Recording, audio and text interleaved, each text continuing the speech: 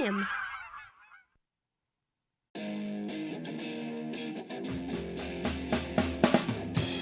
He's gonna take you back to the past to play the shitty games that suck. He'd rather have a buffalo take a diarrhea dump in his ear. He'd rather eat the rotten of a roadkill skunk and down it with beer. He's the angriest gamer you've ever heard. He's the angry Nintendo nerd. He's the angry Atari Sega nerd. He's the angry video game nerd. I have been dreading this day for a long time. It's time to play the Zelda CDI games. Now the first two, Link the Faces of Evil and Zelda Wand of Gamelon, were both released on the same day, October 10th, 1993. You can think of them as brother and sister game. I'm going to try out Wand of Gamelon first. To begin with, I thought this might have been an interesting game because you actually play as Zelda, you know, the one who's in the title of every Zelda game. Also, it's a side-scroller, much like in Zelda 2, The Adventure of Link. I've always wondered why Nintendo never made any more Zelda games in this style. So going into this game, I couldn't imagine how bad it would be. Link is seen only in these infamous cartoon cutscenes. Link, go to Gamelon and find my father. Great! I can't wait to bomb some Dodongos! God, way more corny than the Link from the TV series. But these scenes are only the icing on the cake. Right, dear. The first thing I find kind of disappointing is the instruction manual. Counting the English section, it's only 10 pages. All you get is a very brief storyline and bland descriptions. If you look at the original Nintendo manual, look at how elaborate and colorful it is. Let's talk about the controls. Regardless of which controller you have, it seems the CDI only uses 2 buttons. So to jump, you have to press up. Being that it's a platform game and a lot of the jumps have to be done with perfect accuracy, it wears on your thumb real fast.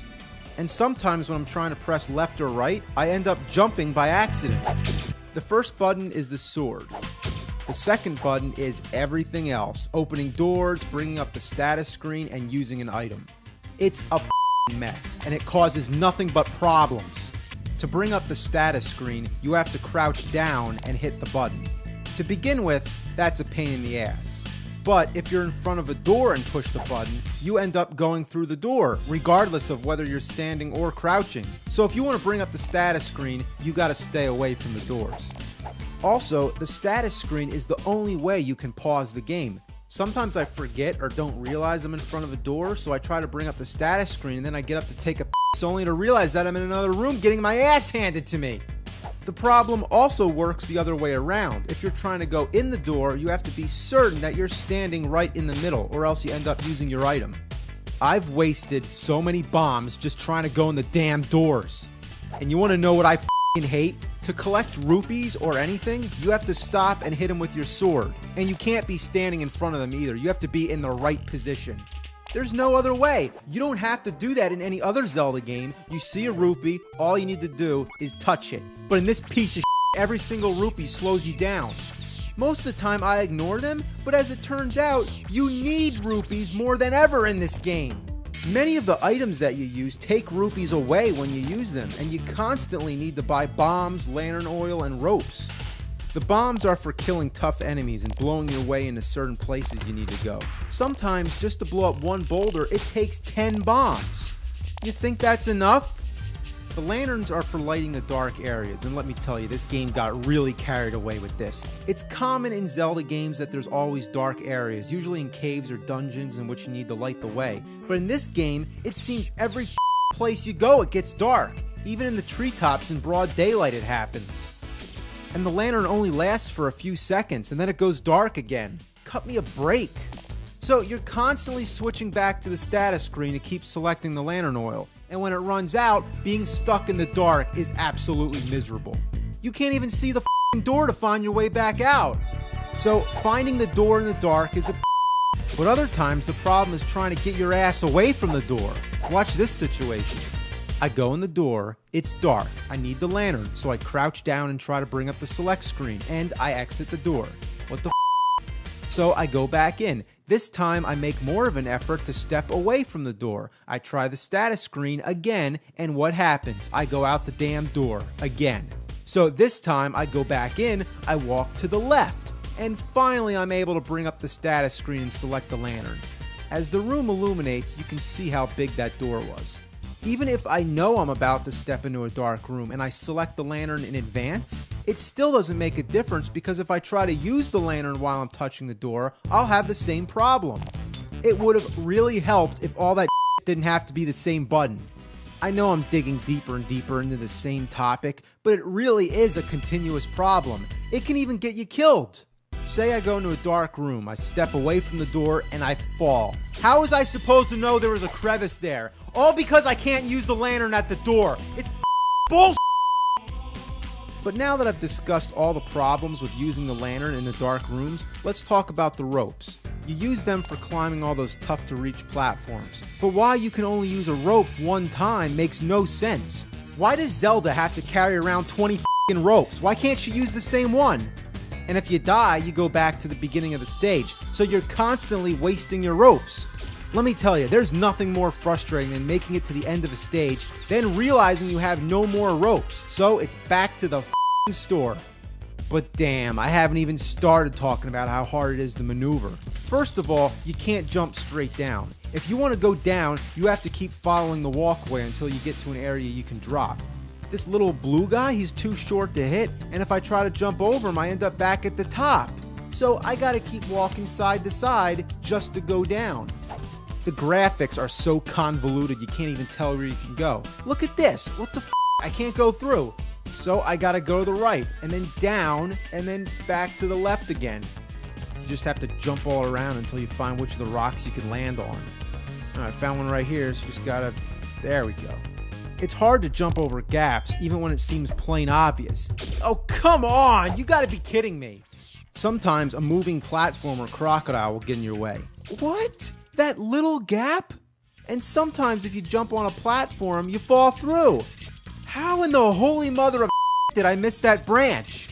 It's also strange to get people to talk, you stab them with your sword. I'd give anything for an Arpago's egg. My cakes will burn! Just to hear stupid like that. It's real annoying when you're trying to fight enemies and there's someone nearby. You end up hitting them and making them talk. Oh, my. Constantly interrupting your fight. Oh, my. And why is everybody so twisted and scary? Bring some fairy dust and I'll make it a magic cloak. Whoa. Attacking is awkward. It seems your sword never hits anything. Even if you just keep swatting at the air, your enemies always seem to hit you first. You can only hit what's directly in front of you, but it always seems enemies are coming from high above you or from too low. I swear that more than half the enemies in this game are too short to hit. You always have to be at the precise altitude. Look at this, I can't hit him below the branch, and I can't hit him when I'm on the branch. How do I hit this thing? Come on, mother. Come on! Oh, man. Seriously, what is it with all these bats? All I'm trying to do is get out of the cave, but the bats keep on coming. Then there's this part where you walk into a room and there's two throwing spears. Gonna try again. If only I could get close enough. As hard as it is to get close to your enemies, sometimes the problem is being too close. One piece of shit. Get off me! And there's no recovery time. They can drain all your energy in a second. Come on, jump over. Can't believe that.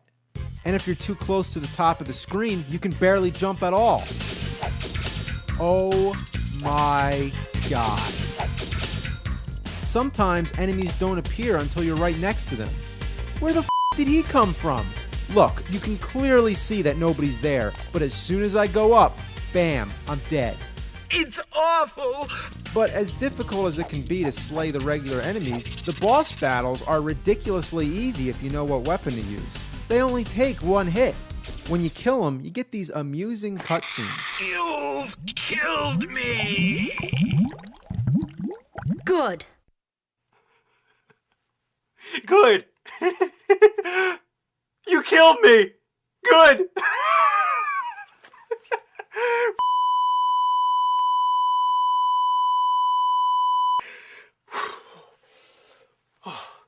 Gotta calm down.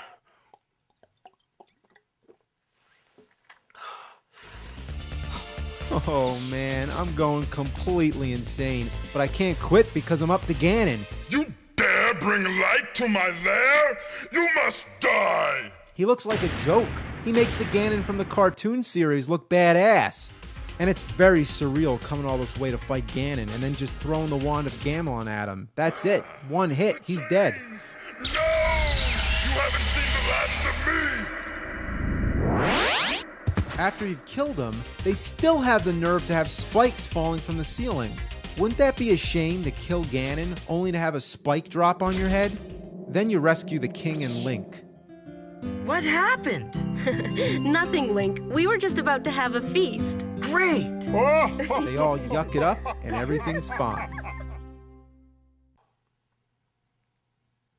Well, in conclusion, some might say that there are redeeming factors to this game. The music's pretty cool, and the graphics are nice and colorful. Some might call it a mixed bag. But let me tell you what kind of mixed bag. It's a trash bag that's had a bad day. Like say your mom cleans out the cat litter, fresh and stale Duty Pebbles go right in the bottom of the bag, and then your sister throws out her used tampons, and where do they go? In the same bag. And then your brother comes home drunk, just upchucks, pukes right into the bag. Now, I'm not trying to be disgusting, but that is a realistic situation, and what it all comes down to, that's a nasty bag. But I'd rather take that out to the garbage than deal with this piece of this game. Get out of my face! And you know what the worst part about it is? I still have 2 left.